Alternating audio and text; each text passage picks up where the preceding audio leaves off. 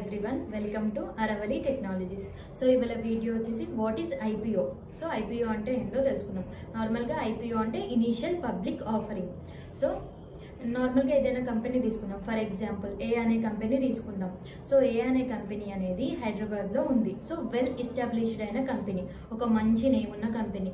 So ఆ company ఏమనుకుంటుంది, ఆ కంపెనీ యొక్క బ్రాంచెస్ అనేటివి వేరే సిటీస్లో కానీ వేరే స్టేట్స్లో కానీ పెట్టాలి, ఎస్టాబ్లిష్ చేయాలి అనుకుంటుంది. సో చేయాలి అనుకుంటుంది కానీ అంత అమౌంట్ అనేది కంపెనీ దగ్గర లేదు. సో కంపెనీ దగ్గర లేనప్పుడు కంపెనీ ఏం చేసింది, నార్మల్గా బ్యాంక్స్ని అప్రోచ్ అయింది.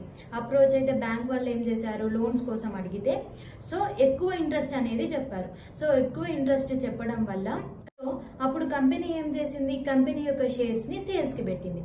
సో సేల్స్కి పెట్టిన అమౌంట్ ఏవైతే షేర్స్ సేల్కి పెట్టారో వచ్చిన అమౌంట్తోని ఆ కంపెనీ యొక్క బిజినెస్ని ఎక్స్పాండ్ చేసింది.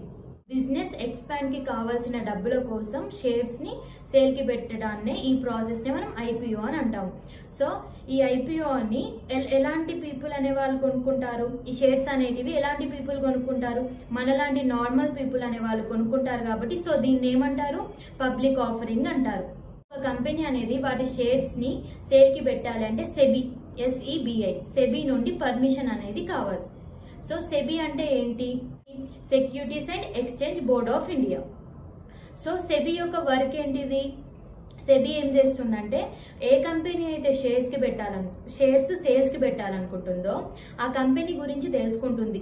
ఇది ఫేక్ కంపెనీనా ఆర్ జెన్యూన్ కంపెనీనా, లేకపోతే కంపెనీ యొక్క ఫినాన్షియల్ స్టేటస్ ఏంటి, ఆ కంపెనీ అనేది ఏ సిచ్యువేషన్లో ఉంది.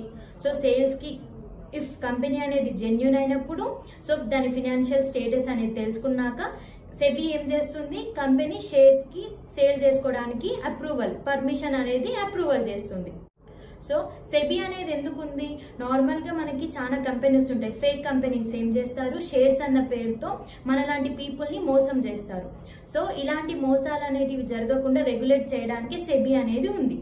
సెబీ నుండి అప్రూవల్ రాగానే కంపెనీ అనేది IPOని అనౌన్స్ చేస్తుంది. సో ఐపీని అనౌన్స్ చేసినప్పుడు 4 టైప్స్ ఆఫ్ ఇన్వెస్టర్స్ అనే వాళ్ళు కొనుక్కోవచ్చు. సో ఆ 4 టైప్స్ ఆఫ్ ఇన్వెస్టర్స్ ఎవరు, ఫస్ట్ వన్ వచ్చేసి రీటైల్ ఇన్వెస్టర్. రీటైల్ ఇన్వెస్టర్ అంటే ఎవరు, 2 lakhs or less than 2 lakhs పెట్టి ఇన్వెస్ట్ చేయొచ్చు. Only 2 lakhs or less than 2 lakhs అనేదే IPOలో ఇన్వెస్ట్ చేసి షేర్స్ అనేటివి కొనుక్కోవచ్చు. సో వీళ్ళనే మనం రీటైల్ ఇన్వెస్టర్స్ అని అంటాము. ఏంజల్ వన్, అబ్స్టాక్స్ అనే యాప్స్ ఉంటాయి కదా, ఇలాంటి యాప్స్లలో ఓన్లీ 2 lakhs మాత్రమే వాళ్ళకి లిమిట్ ఉంటుంది. ఓన్లీ 2 lakhs షేర్స్ మాత్రమే కొనుక్కోవచ్చు. 2 lakhs లిమిట్ అనేది IPO ఆర్డర్స్లో మాత్రమే ఉంటుంది. నార్మల్గా మనం యాప్స్లలో ఎంత అయినా ఇన్వెస్ట్ అనేది చేయొచ్చు. సో సెకండ్ వన్ వచ్చేసి నాన్ ఇన్స్టిట్యూషనల్ ఇన్వెస్టర్స్. సో వీళ్ళేంటి, 2 lakhs or more than 2 lakhs అనేది IPOలో ఇన్వెస్ట్ చేయొచ్చు. సో వీళ్ళనే మనం నాన్ ఇన్స్టిట్యూషనల్ ఇన్వెస్టర్స్ అని అంటాము. 2 lakhs ఇన్వెస్ట్ చేసే ఆప్షన్ ప్రతి ఒక్కరికి ఉంటుంది, కానీ యాప్స్లలో ఓన్లీ 2 lakhs మాత్రమే ఇన్వెస్ట్ చేయొచ్చు. సో మోర్ దెన్ 2 lakhs అనేటివి మనం ఇన్వెస్ట్ చేయాలంటే మనకి ఏముండాలి, ఇంటర్నెట్ బ్యాంక్ అకౌంట్ అనేది ఉండాలి. మనకి ఎప్పుడైతే ఇంటర్నెట్ బ్యాంక్ అకౌంట్ అనేది ఉంటుందో అప్పుడు మనం 2 lakhs కంటే ఎక్కువ అమౌంట్ అనేది IPOలో ఇన్వెస్ట్ చేయొచ్చు. థర్డ్ వన్ వచ్చేసి క్వాలిఫైడ్ ఇన్స్టిట్యూషనల్ ఇన్వెస్టర్. సో ఇవేంటి, పెద్ద పెద్ద companies like mutual funds companies, insurance companies. ఈ స్టాక్ మార్కెట్ గురించి చాలా మంచి నాలెడ్జ్ అనేది ఉంటుంది. మన దగ్గర అమౌంట్ని కలెక్ట్ చేసి షేర్ మార్కెట్లో వాళ్ళకున్న నాలెడ్జ్ తోని వాళ్ళు ఇన్వెస్ట్ చేస్తారు. సో వీళ్ళనే క్వాలిఫైడ్ ఇన్స్టిట్యూషనల్ ఇన్వెస్టర్స్ అని అంటారు. వీళ్ళకి కూడా IPOలో ఇన్వెస్ట్ చేయడానికి ఛాన్స్ అనేది ఉంటుంది. క్వాలిఫైడ్ ఇన్స్టిట్యూషనల్ ఇన్వెస్టర్స్ ఎవరైతే 10 crores కంటే ఎక్కువ IPOలో ఇన్వెస్ట్ చేస్తున్నారో వాళ్ళనే యాంకర్ ఇన్వెస్టర్స్ అని కూడా అంటారు. ఫోర్త్ వన్ వచ్చేసి ఎగ్జిస్టింగ్ ఎంప్లాయీస్. సో వీళ్ళెవరు, ఆల్రెడీ కంపెనీలో వర్క్ చేసేవాళ్ళు. ఏ కంపెనీ అయితే IPOని ఆఫర్ చేసిందో ఆ కంపెనీలో వర్క్ చేసేవాళ్ళు. సో వీళ్ళు కూడా IPOలో ఇన్వెస్ట్ అనేది చేయొచ్చు. 4 టైప్స్ ఆఫ్ ఇన్వెస్టర్స్ ఉన్నారు కదా, ఏవైతే షేర్స్ అనేటివి సేల్స్కి పెట్టారు కదా, సో ఒక్కొక్కరికి ఒక్కొక్క పర్సెంటేజ్ అనేది రిజర్వ్ చేసి ఉంటుంది.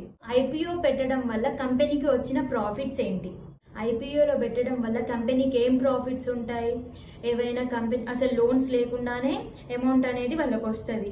నార్మల్గా వాళ్ళ బిజినెస్ ఎక్స్పాండ్ అనేది చేయొచ్చు. అండ్ వన్ మోర్ థింగ్, ఏమైనా కంపెనీకి ఏవైనా పాత లోన్స్ కానీ ఎలాంటివన్నా ఉన్నా కూడా ఆ అమౌంట్ తోని వాళ్ళు క్లియర్ చేసుకోవచ్చు. ఐపీఓ వల్ల ఏమవుతుంది, కంపెనీకి మంచి పబ్లిసిటీ వస్తుంది. సో బ్రాండ్ యొక్క వాల్యూ అనేది పెరుగుతుంది. ఫస్ట్లో ఎవరైతే ఐపీఓలో ఇన్వెస్ట్ చేస్తారో వాళ్ళకి మంచి రిటర్న్స్ అనేటివి వస్తాయి. నార్మల్గా మనం ఒక ఎగ్జాంపుల్ తీసుకుందాం. ఒక 5-6 పీపుల్ అనే వాళ్ళు ఒక కంపెనీని పెట్టారు, ఒక మంచిగా ఎస్టాబ్లిష్ అనేది చేశారు. ఆ కంపెనీ అనేది మంచిగా గ్రో అయింది. గ్రో అయినప్పుడు ఆ 4-5 పీపుల్ ఎవరైతే ఉన్నారో అందులోకి వెళ్ళి ఒక పీపుల్ అనేవాడు కంపెనీ నుండి ఎగ్జిట్ అవ్వాలనుకుంటున్నాడు. ఎగ్జిట్ అవ్వాలనుకుంటే ఆయన యొక్క షేర్స్ అనేటివి సేల్స్కి పెట్టొచ్చు. సో ఆయనకి మంచి రిటర్న్స్ అనేటివి వస్తాయి. ఐపీఓలో ఇన్వెస్ట్ చేయడం వల్ల మనకి మంచి, ఎవరైతే ఫస్ట్ ఐపీఓలో ఇన్వెస్ట్ చేస్తారో వాళ్ళకి మంచి రిటర్న్స్ అనేటివి వస్తాయి. Thank you for watching. So next content next వీడియోలో మాట్లాడుకుందాం. Subscribe to my channel.